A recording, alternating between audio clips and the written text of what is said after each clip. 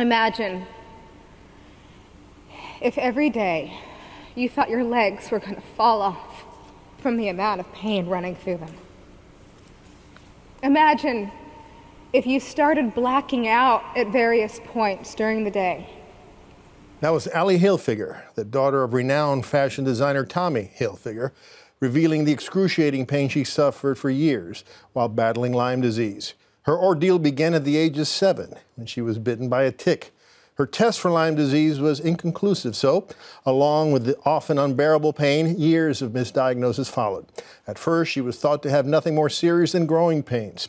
Then at 11, it was rheumatoid arthritis or maybe multiple sclerosis. At 16, it was fibromyalgia. Then when she was 19, her desperate father, convinced that her problem stemmed from a marijuana habit, had her committed to a psychiatric hospital.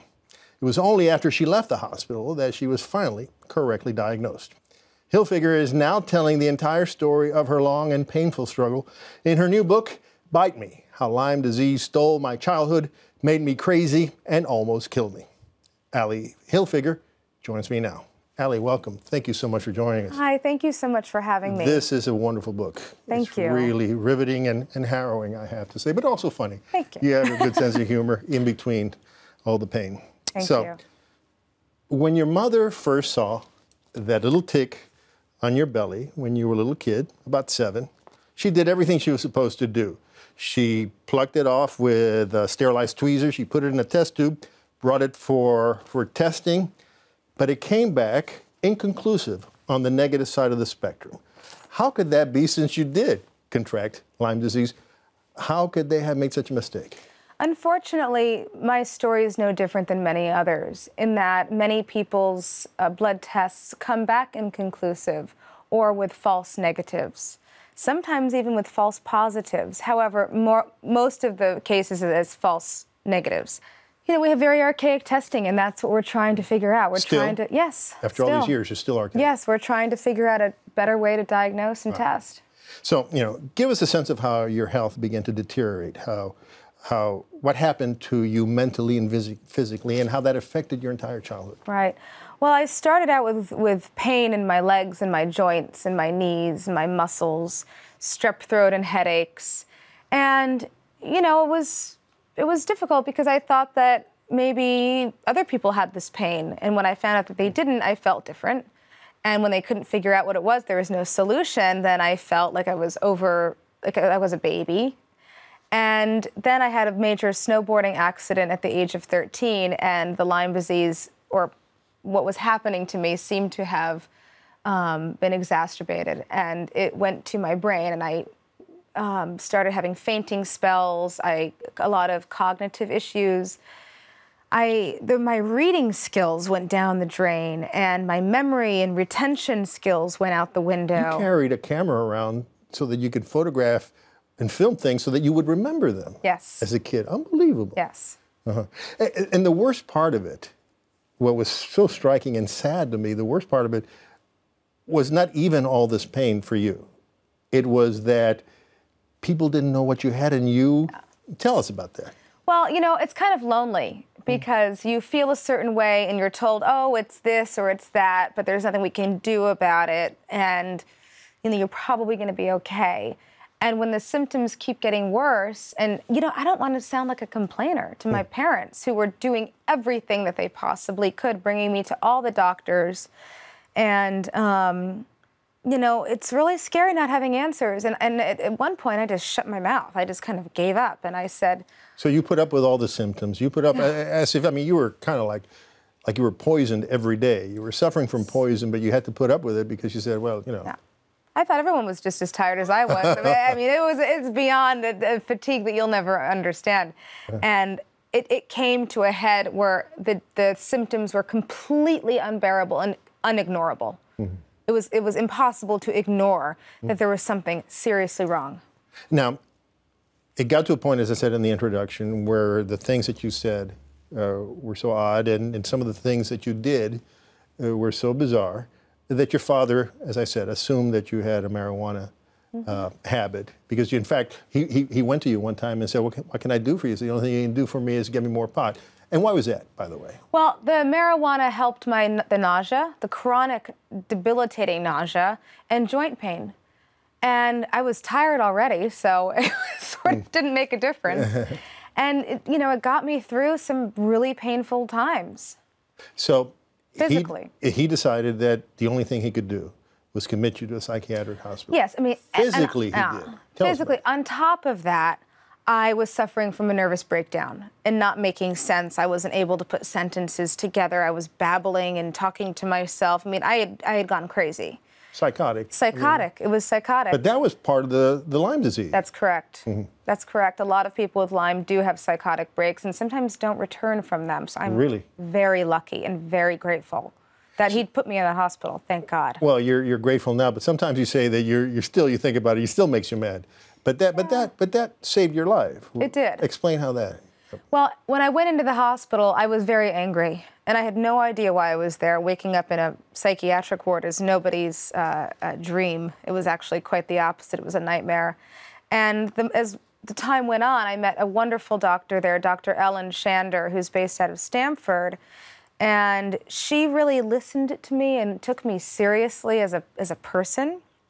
And once I got out of there, I sat in her office and I trusted her enough to say, listen, we've gone to many, many doctors and nobody has done anything and there's nothing. I feel horribly. These are all of the symptoms and I'm still in pain. This is what I was trying to say before I entered into the hospital, and there's still nobody has done anything about it. And she said, I really think you have Lyme disease. And I said, oh, no, I've been tested for that. They think it's fibromyalgia. And she said, I'm sorry to tell you, but the tests are highly inaccurate. I'm going to send you to a few more doctors. The tests came back through the roof. Lyme disease and Babesia, the co-infection. Wow. So after you were diagnosed, you got the correct treatment and you were good as new, right? Nope. What happened then? What happened then? I wish. I mean, when I found out that it was, in fact, Lyme disease, like hardcore Lyme disease, I was like, oh, I feel like I won the lottery. Yes. And then you go on your merry way to the pharmacy and get the antibiotics. And unfortunately, they did a lot of good. They really did. But after a long course of antibiotics and feeling well, I would go back to work and back to life and relapse again. And this went on, and then I'd have to go back on antibiotics and on and on and on and on. And I tried every antibiotic, every treatment, and, mixed with Babesia, the co-infection, which is the cousin to malaria, if you will, it really is a more complicated thing to deal with. And, so many times I was like, oh, another one? Yeah. I can't do this again. I can't do this again. And so, we turned to homeopathy and clean living and meditation and Ayurvedic doctors and detoxing with, different herbs and everything. And we moved to California. And ultimately, I think that made it more manageable. Really? So how are you doing now? How are you feeling now? I am managed. I am managed today. I'm also able to be honest with myself. If I'm starting to feel unwell, I have a toolbox.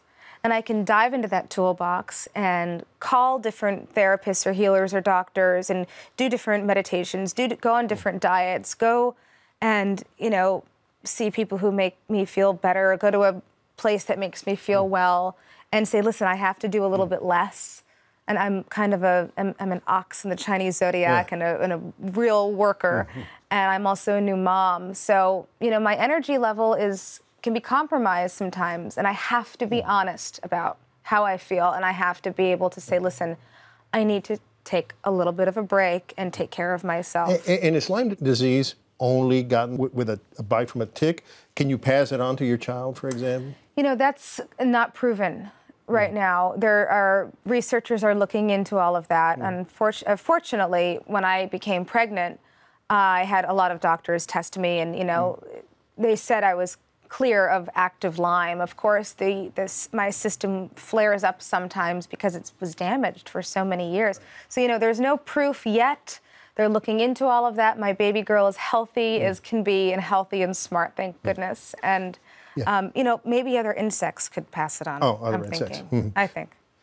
Maybe. The thing that surprised me, one of the reasons you were misdiagnosed for 11 years, and I was surprised to read this in the book, is because doctors have a bias against diagnosing for Lyme disease. And in fact, there are some doctors still who don't believe that Lyme disease exists. How is that possible? You know, I really don't know. And maybe the only explanation that I can come up with is that it's so complicated and so difficult to pinpoint and to understand that they don't understand it yet. And when you don't understand something, sometimes you don't want to get involved. You don't get blamed. Right. So that could be it. It's beyond me and so saddening and frustrating to know that there are people out there so sick and the doctor's like, nope, not gonna acknowledge. Hopefully some of those doctors will be reading your book. But how common is Lyme disease? Oh my goodness, it is spreading at a rapid pace. It's a growing epidemic in our country. It is above probably what the CDC says. And, you know, it's hundreds of thousands of Americans in 50 states and 80 countries. So what do you say to somebody who is suffering from the same kind of despair and the pain that you were suffering from just a few years ago and maybe listening to us now? I would say keep a glimmer of light and hope at the end of the tunnel, whatever that goal might be. Maybe it's to write your story down. Maybe it's to be alive for your grandchildren, and to keep your eye on that and to watch a lot of funny movies in between. Because you have to have a sense of humor and lift your spirits, because, you know, in anything, and this book is not only for people with Lyme disease. This is for awareness. It's great awareness, but my story offers a lot of hope with anything that one might be going through, and to keep your eye on that light. My father taught me this, to keep your eye on that goal. No matter how dark that tunnel becomes, you keep your eye on that light. And what do you say? I mean, summer is almost upon us. People are going to be going out to the great outdoors, many of them to where ticks predominate, or ticks carrying Lyme disease predominate. And you say that it's more common in more places. Park. I mean, it's in Central Park, it's in Kentucky, it's in Missouri, it's everywhere. So what should people do? How should people spray yourself down with tick spray? Tick spray, tick spray, tick spray. Wear light clothing. Tuck your pants into your socks. You're going to look like a dork, but who cares? I mean, and just spray yourself down and check for ticks. Check for ticks. That's how my mother found my tick. So, Bite Me, How Lyme Disease Stole My Childhood, Made Me Crazy, and Almost Killed Me. What do you hope to accomplish with this book? Awareness and more research, more education, and ultimately to find a more accurate way to test for the disease so that people, my daughter and her generation, never have to get bit by a tick and go through what I went through. Well, it's a harrowing book, but it's hard to put down. It's really well done, and thank you so much for writing it, and thank you so much for being here with us. Thank you for having me. For more information on Lyme disease, go to our website at metrofocus.org.